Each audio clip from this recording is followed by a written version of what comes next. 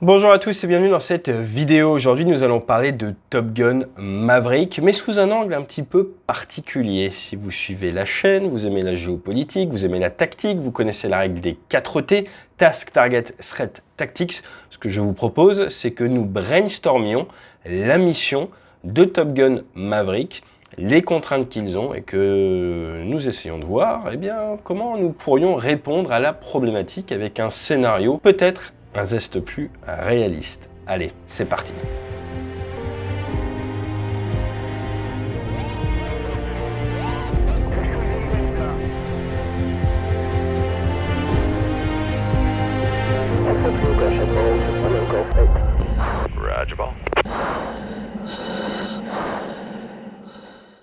La base de la base, c'est le brainstorming. Donc nous allons devoir nous poser la question, la grande question, c'est pas classifié, c'est la règle des 4 T, Task, Target, Threat, Tactics. Quel est le task, qu'est-ce qu'on cherche à faire? Target, quel est notre objectif, à quoi il ressemble? Threat, quelles sont les menaces? Et du coup, de tout ça, on va réfléchir à la tactique.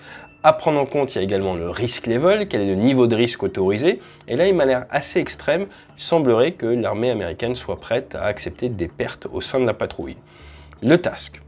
Le task, c'est détruire une usine avant qu'elle ne puisse faire de l'enrichissement d'uranium. Assez clair, territoire ennemi, ok. Le target. Le target, la cible, c'est cette fameuse usine au fond d'une vallée où il y a juste une ouverture par le haut, on fait simple, et il va donc falloir, pour la détruire, réussir à mettre de la bombe d'une tonne pour initialement casser l'entrée et après aller casser l'intérieur. Donc, pour réussir le task, il faut mettre 2 bombes d'une tonne à l'intérieur. Ça, c'est en gros les contraintes que l'on nous donne pour réaliser la mission. Threat. Intéressante, il y a une base à côté avec du Su-57, chasseur de 5e génération, du F-14, chasseur un petit peu old school, mais surtout des systèmes sol-air, plutôt moyenne portée et un petit peu partout avec du guidage radar. Très bien, à partir de là, on va regarder la météo, ok, et qu'est-ce qu'on peut en conclure? Qu'est-ce qu'on a d'autre avec nous? Qu'est-ce qu'on a comme moyen à notre disposition?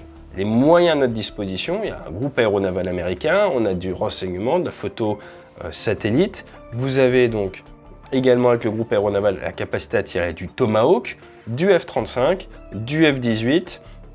Partons du principe que l'Air Force n'est pas là, ne joue pas avec nous. On n'a pas vu un seul avion de l'Air Force. Donc qui dit pas de Air Force dit pas de drone. Pas de drone type Reaper et tout, parce que voilà, on va faire entre nous. Donc F-35, F-18, Growler également, donc le F-18 de guerre électronique, et ensuite les navires avec du Tomahawk, et des hélicoptères et des Navy Seals. Mais oui, on a les forces spéciales américaines disponibles également. Ok. À partir de là, qu'est-ce que vous me proposez? On pourrait avec les Tomahawk faire une frappe qui vise à détruire les sites solaires et détruire également la base. Pourquoi pas? Pourquoi mettre 25 impacts sur le centre du runway de la piste? Ça paraît pas très logique. Donc on pourrait détruire en partie la base ou entièrement la base et en tout cas la piste, c'est ce qui nous intéresse, et également des sites solaires. On aurait pu taper directement les sites solaires, on sait où ils sont, et vu les sites solaires, c'est pas des sites solaires très manœuvrants. Donc pourquoi pas utiliser des Tomahawks pour ça? Ça c'est une idée. Une autre idée, on pourrait mettre des forces spéciales au sol. Pourquoi mettre des forces spéciales au sol? On voit dans le scénario qu'une des problématiques, ça va être de guider laser nos bombes de 1 tonne. Pour rendre notre vie plus simple sur la cible, nous pourrions travailler en moyenne altitude, tourner tranquillement à haute altitude et tirer nos bombes. Pour ça, il faut qu'il n'y ait plus de menaces air-air et plus de menaces sol-air. Ou alors, on garde la même trajectoire, vol très basse altitude et tout, mais plutôt que d'avoir nos pilotes et nos navigateurs qui illuminent eux-mêmes laser, on pourrait avoir tout simplement des forces spéciales au sol qui sont rentrées, qui sont installées et qui, avec ce qu'on appelle un DHY, illuminent laser. Comme ça, s'il y a un souci de dead-eye, de souci de pod de désignation laser, on a un backup ou même on a une source plus fiable. Autre point, Maverick nous a montré qu'il sait piloter et illuminer lui-même. Pourquoi ne pas lui mettre un pod? Comme ça, on peut avoir les leaders podés, les numéros 2 avec un pod également, et puis pourquoi pas des forces spéciales au sol, triple redondance. Là, ça devrait bien marcher pour, si on garde l'option de venir en basse altitude avec nos F-18. L'autre possibilité, Le brouillage GPS qui empêche les F-35 de voler, on peut trouver d'où il provient et le taper avec les Tomahawk également. Okay. Encore une autre possibilité, on va faire de la SID ou de la DID, Suppression ou Destruction of Enemy Air Defense. Le souci sont les sites solaires, ils n'en ont pas non plus pléthore. Nous, on a un porte-avions américain avec en gros 80 aéronefs, plus les Tomahawk. On pourrait faire une première vague de sweep. Donc on envoie des F-35 ou même des Super Hornet équipés en RR, non pas comme Hangman qui se balade avec ses bombes quand il tire sur tout le monde, mais en RR, comme ça les avions peuvent accélérer, sont plus manœuvrants. Ils rentrent en premier, ils s'assurent qu'il n'y ait pas de Sukhoi 57 en l'air, ils s'assurent qu'il n'y ait personne devant, et les F-35, ils pourraient peut-être s'attaquer au Sukhoi 57. On nettoie tout, ce qu'on appelle la sweep.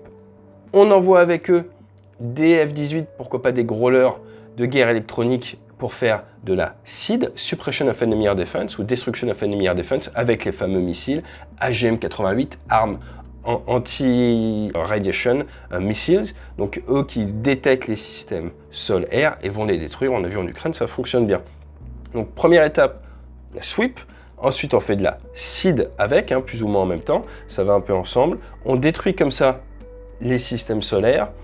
On détruit les Sukhoi 57 ou en tout cas on les bloque au sol et après derrière ça nous permet de rentrer avec nos avions dits de strike, donc nos F-18 on peut leur faire du vol basse altitude si on veut et soit ils ont capacité à rester plus longtemps à faire des re-attaques jusqu'à ce que ça fonctionne mieux visé, ils n'ont pas besoin de se faire le rodéo, soit ils font effectivement le rodéo mais on augmente nos chances de succès pour ce qui est du tir laser avec du pod chez les leaders, pourquoi pas également du DHY directement avec les forces spéciales au sol.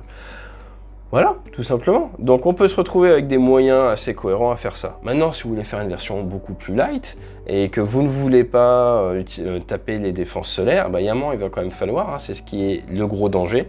Donc cette notion de Suppression of Enemy Air Defense est absolument primordiale. Soit on la traite avec du Tomahawk, soit on la traite avec de la GM-88 et au vu du nombre de sites, c'est quelque chose qui reste faisable. Donc, en résumé, Task, Target, Threat Tactics. Le task, on a bien compris, on veut détruire l'usine. Le target, il faut mettre 2 bombes de 1 tonne. Donc de toute façon, vu la taille des bombes, ça restera un petit peu qui peut les emporter. La menace, soit on arrive à taper tout ça alors que tout le monde est au sol parce qu'on se doute bien qu'ils n'arrivent pas à avoir une permanence à H24 vu la taille de la base. Soit on décide d'envoyer un premier raid de sweep de combat aérien pour détruire ou fatiguer la menace. Si vous avez que 2 chasseurs ennemis en l'air et qu'entre temps vous avez détruit la base, il n'y a plus que 2 chasseurs à traiter, ça reste quand même faisable. Vous envoyez 4, 5, 6, 12 F-35, ça devrait fonctionner. Ensuite, vous envoyez votre package de strike, basse altitude ou moyenne altitude. Basse altitude si vous ne voulez pas prendre de risques. Vous avez des forces spéciales au sol qui vous permettent de bien illuminer. Et si vous avez vraiment aucun danger à ce moment-là, vous volez, vous tirez en moyenne altitude, ce qui rend toute la partie facteur de charge, ça n'est plus un souci. Ou alors, vous faites toute cette partie-là et vous avez juste une meilleure redondance, moins de risques que ça se passe mal. Tout simplement. Ensuite, plutôt que d'envoyer 2 paires, on peut envoyer 3 paires. Le gros danger, le gros point de réflexion, c'est quoi? C'est une fois qu'on envoie nos bombes, derrière, est-ce qu'il ne va pas y avoir de la fumée? Et ça, c'est une vraie problématique à prendre en compte, c'est le temps sur zone. Si la première bombe explose et qu'il y a beaucoup de fumée, il faudra peut-être attendre que la fumée s'évacue avant de pouvoir tirer d'autres bombes. Donc on veut prévoir un temps sur zone, il faut du pétrole pour ça, il faut de la protection aérienne pour ça, donc il faut que notre sweep, la défense aérienne, à un moment, elle passe également en mode protection et maintien de l'espace aérien, elle se retrouve à faire ce qu'on appelle de la CAP, combat air patrol. Et là, comme ça, vous avez quelque chose de cohérent et on peut partir sur, ça rentre avec les premiers sweeps, ça détruit tous les sites solaires avec des SID. Ensuite, il y a une relève de sweep qui vient, qui accompagne nos amis de l'attaque au sol. Comme ça, maintenant, on a de l'attaque au sol protégée par de l'RR qui a de nouveau des missiles, c'est un nouveau groupe. Et après, tout ça, ça part gentiment et on a quelque chose de cohérent, une temporalité sur zone qui dure une demi-heure grand maximum. Mais là, on est sûr que la mission elle est effectuée et que l'usine ne fonctionne plus. Tout le reste, pourquoi pas, mais c'est prendre des risques. Donc au final, Top Gun Maverick réalise dans plein d'aspects. Le point de vue brainstorm de la mission, je pense qu'on pourrait faire un peu mieux. Là, je vous ai juste proposé une autre version. N'hésitez pas à me dire à quoi vous pensez en commentaire. Comme ça, on pourra comparer un petit peu et voir si on brainstorm d'autres points. Allez, Fly Safe, profitez bien du DVD, profitez bien du film, il est quand même très très sympa. Perso, moi je suis fan. Et puis, pour la petite histoire quand même, allez, j'en lâche une petite. La première fois qu'on voit un F-35 dans le film, il est roulé par un mécanicien, c'est même pas un pilote dedans. Et regardez quand Hangman, il ouvre le feu à la fin, il a gardé ses bombes, hein, il était backup, il a gardé ses bombes. Je pense qu'on les aurait jettisonnées, on les aurait larguées dans la vraie vie. Et encore plus drôle, derrière, eh ben, il récupère son missile puisqu'il se retrouve avec le plein de missiles après avoir tiré. Mais bon, c'est pas grave, c'est un film, c'est fun. Perso, je suis fan. Allez, fly safe.